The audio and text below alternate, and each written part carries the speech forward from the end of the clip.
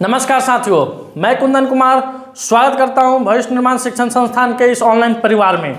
दोस्तों, आज हम आपके लिए लेकर आए हैं करंट अफेयर्स का वो क्वेश्चन जो आपके किसी भी परीक्षा के दृष्टिकोण से बेहद ही महत्वपूर्ण होने वाली है। साथ ही देखेंगे बिहार स्पेशल करंट अफेयर जो कि बिहार दरोगा, Bihar police, Bihar SSC, high court, इन सभी परीक्षाओं को मद्देनजर रखते हुए इन सारे क्वेश्चनों का कलेक्शन है आज का। और वीडियो के लास्ट में आपसे क्वेश्चन भी पूछा जाएगा जिसका उत्तर आपको कमेंट सेक्शन में देना रहेगा। कल मैंने जो क्वेश्चन पूछा था कि हाल ही में बिहार के किस जिला में फिश रिसर्च सेंटर का निर्माण किया जा रहा है, तो दोस्तों इसका करेक्ट उत्तर क्या होगा? पटना। क्या होगा इसका? पटना होगा। अब आइए आज का सेशन, और आज का सेशन पहला क्वेश्चन ही सबसे दमदार, दफदार और शानदार, जानदार। पहला क्वेश्चन है कि राष्ट्रीय संविधान दिवस कब मनाया जाता है? दोस्तों, अगर आपको राष्ट्रीय संविधान दिवस मिले या कानून दिवस मिले, क्या मिले? कानून दिवस मिले, तो आप घबराइएगा नहीं, दोनों एक ही हैं। इसको दोस्तों हर एक साल हम लोग 26 नवंबर को मनाते हैं। और क्यों मनाते हैं 26 नवंबर को? क्योंकि 26 नवंबर 1949 ईस्वी को, कब दोस्तों? 26 नवंबर 1949 ईस्वी को हमारा संविधान बनकर तैयार हो गया। क्या हो गया? 2 वर्ष 11 माह 18 दिन के बाद, 2 वर्ष 11 माह 18 दिन के बाद 26 नवंबर 1949 ईस्वी को हमारा संविधान क्या हुआ? बनकर तैयार हो गया दोस्तों। इसीलिए हम लोग 26 नवंबर को क्या मनाते हैं? हर एक साल संविधान दिवस या कानून दिवस के रूप में मनाते हैं। अब जानते हैं दोस्तों कि ये तो संविधान हमारा 26 नवंबर को बनकर तैयार हो गया, इसको लागू कब किया गया? 26 जनवरी 1950 ईस्वी को लागू किया गया। तो मन में एक सवाल उत्पन्न होता होगा कि आखिर इतने दिन के बीच का गैप क्यों दिया गया? यानी जब 26 नवंबर को बनकर तैयार हो गया तो 26 जनवरी 1950 ईस्वी को इसको लागू क्यों किया गया? तो दोस्तों 26 जनवरी 1930 ईस्वी को भारतीय कांग्रेस पार्टी के द्वारा ही पूर्ण स्वराज की मांग की गई थी। और उसी दिन भारत के प्रथम प्रधानमंत्री, आज़ादी के बाद भारत के प्रथम प्रधानमंत्री पंडित नेहरू के द्वारा रावी नदी के तट पर तिरंगा को फहराया गया था और आज़ादी का जश्न मनाया गया था। तो उस दिन के याद को ताज़ा करने के लिए ही हम लोग 26 नवंबर को गणतंत्र दिवस के रूप में नहीं मनाते बल्कि 26 जनवरी को मनाते हैं। अब आइए अगले क्वेश्चन की तरफ। अगला क्वेश्चन है राष्ट्रीय दुग्ध दिवस कब मनाया जाता है? तो दोस्तों राष्ट्रीय दुग्ध दिवस डॉक्टर वर्गीस कुरियन के जन्म दिवस के अवसर पर हम लोग हर साल 26 नवंबर को राष्ट्रीय दुग्ध दिवस के रूप में मनाते हैं। इन्होंने ही श्वेत क्रांति का नारा दिया था। श्वेत क्रांति किस पक्ष में रहता है? तो दूध के क्षेत्र में जो क्रांति हुई थी उसे श्वेत क्रांति के नाम दिया जाता है। क्योंकि दूध सफ़ेद है तो इसीलिए हम लोग इसे श्वेत क्रांति के भी नाम से जाना जाता है। और हर साल राष्ट्रीय दुग्ध दिवस 26 नवंबर को मनाया जाता है। अब बढ़ते हैं अगले क्वेश्चन की तरफ। अगला क्वेश्चन है मेरा बिहार से। कहाँ से है दोस्तों? बिहार से है। हाल ही में किस राज्य सरकार के द्वारा मिशन दक्ष शुरू किया गया? तो दोस्तों अभी बिहार के मुख्यमंत्री नीतीश कुमार के द्वारा बिहार के शिक्षा के क्षेत्र में अभूतपूर्व विकास किया जा रहा है। नए नए शिक्षकों की भर्ती की जा रही है बीपीसी के माध्यम से। जो ट्रेंड शिक्षक है उनकी नियुक्ति की जा रही है। तो अब शिक्षा के सुधार के क्षेत्र में बिहार के मुख्यमंत्री नीतीश कुमार के द्वारा बिहार में मिशन दक्ष, कौन दोस्तों? मिशन दक्ष शुरू किया गया है। यह मिशन बिहार के सरकारी स्कूलों पर लागू होगा।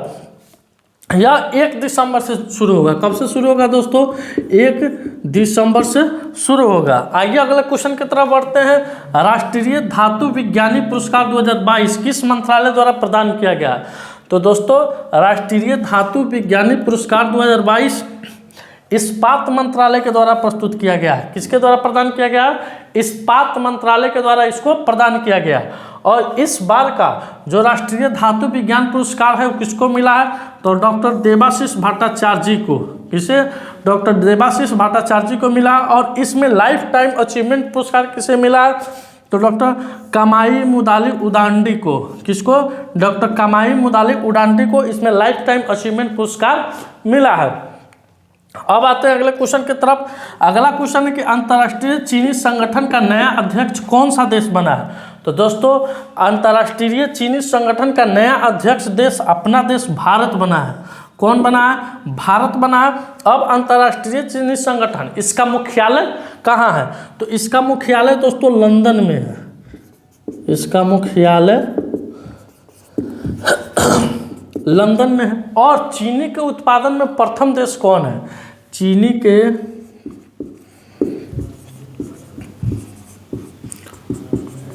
उत्पादन में प्रथम देश कौन है? तो यह चीन है।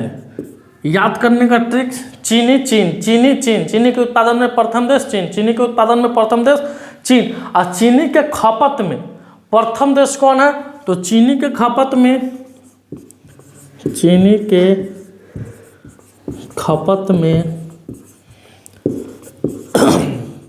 प्रथम देश भारत है। कौन है दोस्तों? चीनी के खपत में प्रथम देश कौन है? भारत है। इसका मुख्यालय कहाँ है?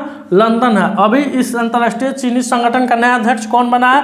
भारत बना है। और कब तक भारत इस संगठन का अध्यक्ष रहेगा? तो 2025 तक रहेगा। दोस्तों आप इसका स्क्रीनशॉट ले सकते हैं। आइए दोस्तों अगले क्वेश्चन पर चलते हैं। अगला क्वेश्चन है कि हाल ही में हॉर्नबिल महोत्सव 2023 कहाँ मनाया गया है। तो दोस्तों माफ कीजिएगा, कहाँ मनाया जाएगा? कहाँ मनाया जाएगा? तो दोस्तों हॉर्नबिल महोत्सव 2023 इसका आयोजन नागालैंड में किया जाएगा। कब से कब किया जाएगा? तो 1 दिसंबर से 10 दिसंबर, 1 दिसंबर से 10 दिसंबर के बीच में किया जाएगा। इस महोत्सव में क्या ऐसी खास चीज़ होगी? तो दोस्तों इस महोत्सव में नागालैंड राज्य के बारे में बताया जाएगा, नागालैंड राज्य की सभ्यता के बारे में बताया जाएगा, नागालैंड राज्य के खान पान के बारे में बताया जाएगा, नागालैंड राज्य के संस्कृति के बारे में बताया जाएगा इस हॉर्नबिल महोत्सव में। अब जो नागा की कहानी है, नागालैंड में जो नागावासी लोग रहते हैं उसकी जो कहानी है उसके बारे में बताया जाएगा। अभी हमारे बहुत प्रिय मित्र पिंकू बाबू आए हैं, हम चाहेंगे कि वो कैमरा के पास आए और 2 शब्द कुछ बोले। आइए पिंकू बाबू, आइए ना, शर्माने की क्या बात है, आइए आइए।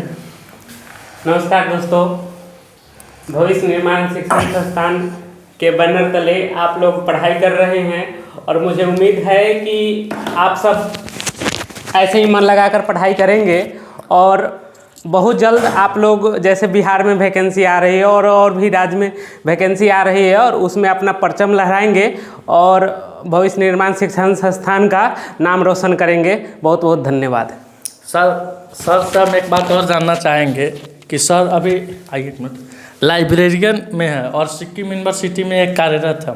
तो जो भी बच्चा लाइब्रेरियन के क्षेत्र में अगर जाना चाहता है तो सर से मैं रिक्वेस्ट करूंगा कि इस पर एक शॉर्ट वीडियो मेरे ही प्लेटफॉर्म पर बनाकर डाल देंगे, ताकि जो बच्चे भटक रहे हैं लाइब्रेरियन के क्षेत्र में क्या भविष्य में उनका भविष्य हो सकता है, उन सब के बारे में हम सर से रिक्वेस्ट करेंगे। सर चूँकि कम समय के लिए यहाँ पर आए हैं और आज समय भी नहीं है और सर उतना प्रिपेयर भी नहीं किए होंगे बताने के लिए, तो सर से हम आग्रह करेंगे कि वह इसके लिए नोट्स तैयार करें और बच्चों को बताएं मेरे बैनर तले कि लाइब्रेरियन के क्षेत्र में अगर आप लाइब्रेरियन कर रहे हैं तो भविष्य में क्या आप उसमें कहाँ आपको जॉब लग सकती है, क्या उससे फ़ायदे होंगे। धन्यवाद सर। बिल्कुल साथियों, जब भी आपको कोई भी दिक्कत हो लाइब्रेरी साइंस के फील्ड में, लाइब्रेरियन इंफॉर्मेशन साइंस के फील्ड में, तो आप बिल्कुल इस प्लेटफॉर्म पे जो भी क्वेश्चन, जो भी डाउट है आप बेहिचक पूछ सकते हैं और कुंदन सर हमको बताएंगे, बोलेंगे, और जो भी क्वेश्चन होगा, क्वेरी होगा, आपको कहाँ तक आपको जाना है, क्या क्या करना है, इस फील्ड में क्या स्कोप है, क्या अपॉर्चुनिटी है, हर चीज़ के बारे में आपसे शेयर करेंगे। ठीक है, धन्यवाद सर, बहुत बहुत धन्यवाद इस मंच पर आप अपना कीमती समय देने के लिए। और हमारे एक और मित्र आए हैं अजीत सर, जो कि अभी रेलवे में है, तमिलनाडु में है। हम भी चाहेंगे कि वो अपना कैरियर का एक्सपीरियंस आपके सामने साझा करें, चूँकि हम लोग ऑनलाइन हम रजनीश सर पढ़ाते भी हैं, तो एक बार हम चाहेंगे कि अजीत सर भी आए मंच पर और वो भी अपना एक्सपीरियंस साझा करें। नमस्कार साथियों, बहुत अच्छा लगा इस प्लेटफॉर्म पर आकर, और आप लोग से भी आग्रह है कि इस प्लेटफॉर्म पर हमेशा जुड़े रहे और क्लास रेगुलरिटी लगातार देखते रहे। इससे आपको बहुत से फ़ायदे हो गए। अभी तत्काल में बिहार में या केंद्र सरकार में बहुत सारी वैकेंसियाँ वर्तमान समय में आई हुई है। आप इस पर बने रहते हैं तो इससे बहुत सारे फ़ायदे होंगे। आपकी भी तैयारी अच्छा खासा चलते रहे, और आप लोग से आग्रह है कि हमेशा इसमें लगे रहे। अपने दोस्तों को भी इस वीडियो को शेयर करें। अब इतना ही सर। धन्यवाद। और केंद्र सरकार की तैयारी जो है, अभी भी NTPC रेलवे का आने वाली है, तो इसमें लगे रहिए ताकि आपको भी सफलता मिलेगी। अब हम चाहेंगे कि रजनीश सर, जो कि इस भविष्य निर्माण शिक्षण संस्थान के को फाउंडर कहिए, संस्थापक कहिए, डीन कहिए, आप अपने शब्दों में जो कहिए वो सब है। हम लोग को इस मंच पर अगर कोई खड़ा किया है तो उनका सारा क्रेडिट रजनीश सर को जाता है, और हम चाहेंगे कि रजनीश सर भी आए और पिंकू प्रताप भी आए। आज हम चारों मित्र मंडली चाहते हैं कि आप लोग के सामने आए, ये चार की ठाठ आप लोग भी देखें। रजनीश सर धन्यवाद। हम लोग तो रोज़ मिलते ही रहते हैं, हमेशा अपने प्लेटफॉर्म पर हम आपसे मिलते रहते हैं। क्या है कि हमारे पिंकू बाबू हैं, मित्र हैं, बहुत ही अच्छे मित्र हैं, और हम अगला जो सेशन एक लेकर आएंगे आपको ये बताने में, आपको मतलब ये जानने में आपको बहुत आफियत होगी। बहुत चीज़ें उसमें सीखने को मिलेगा कि आप लाइब्रेरियन कैसे बन सकते हैं, कैसे आसानी से आप वहाँ तक पहुँच सकते हैं, रास्ते कैसे छोटे होंगे और सक्सेसफुल होंगे। और अजीत सर से हम ये जानेंगे अगले सेशन में कि आप अगर आपको रेलवे के किसी फील्ड में जाना है तो कितना पढ़ें और क्या पढ़ें, ताकि आप रेलवे के किसी फील्ड में सटीक और तुरंत पहुंच सकें, ज़्यादा समय ना लगे। तो विशेष आज का सेशन खैर ये करंट अफेयर का सेशन है, तो आप इस सेशन को एंजॉय करिए, और फिर हम पिंकू बाबू को और अजीत जी को इन्वाइट करेंगे इसमें, ताकि आप लोग को इस बारे में विशेष बताया जा सके। बहुत बहुत धन्यवाद आप लोग का। क्लास अब हम देते हैं आपके सर के। बहुत बहुत धन्यवाद तीनों आदमी का, बहुत बहुत धन्यवाद।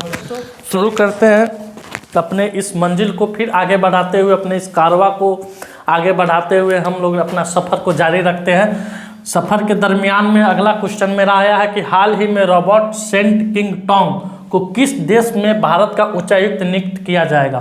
तो दोस्तों रॉबर्ट सेंट किंग टॉम जो कि 2001 बैच के IPS अधिकारी है, इन्हें मोजाम्बिक, कहाँ, मोजाम्बिक देश में भारत का अगला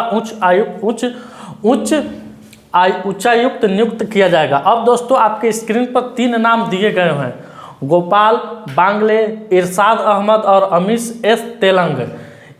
ये तीनों आदमी किसी न किसी देश में या तो राजदूत के पद पर आसीन हुए हैं नया में, या उच्चायुक्त के पद पर आसीन हुए हैं। तो गोपाल बांग्ले दोस्तों अभी ये ऑस्ट्रेलिया में नियुक्त हुए हैं। कहाँ हुए हैं?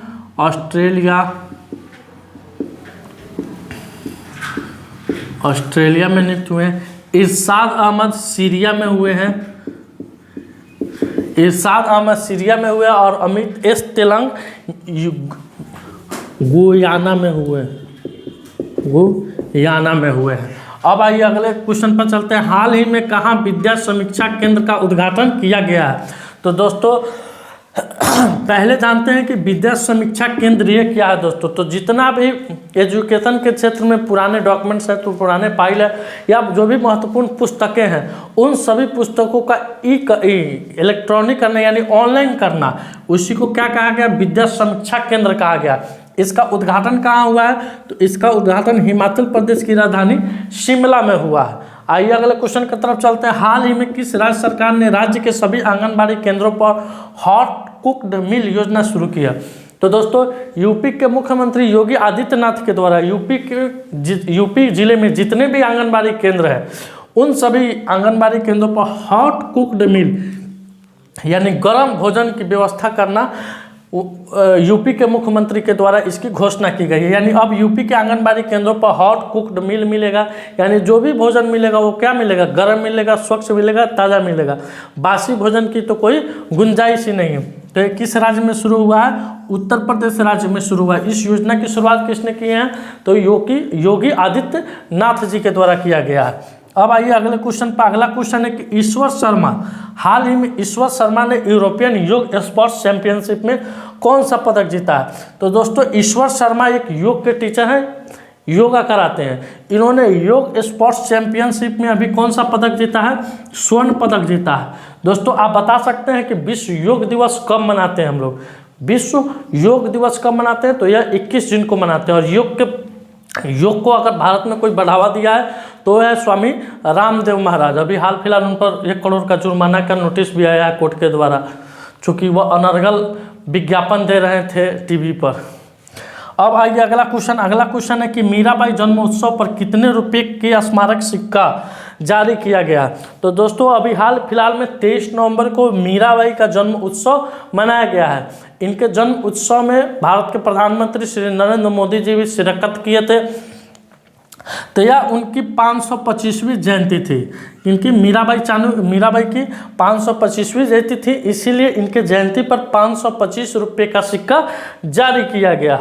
दोस्तों आप इसका स्क्रीनशॉट ले सकते हैं। दोस्तों आज का मेरा सवाल है कि हाल ही में एसपीजी का निदेशक किसे नियुक्त किया गया? आलोक वर्मा, दिनेश खारा, मनोज अग्रवाल और आलोक देसाई। दोस्तों इसका उत्तर आपको कमेंट सेक्शन में जाकर देना है। दोस्तों आज का सेशन मेरा यहीं समाप्त हुआ। अगर यह वीडियो आपको अच्छा लगे, वीडियो को लाइक कीजिएगा, शेयर कीजिएगा। अगर चैनल पर आप नए आए हैं तो चैनल को सब्सक्राइब कीजिएगा। मिलते हैं आपसे अगले वीडियो में, तब तक के लिए धन्यवाद। भारत माता की जय।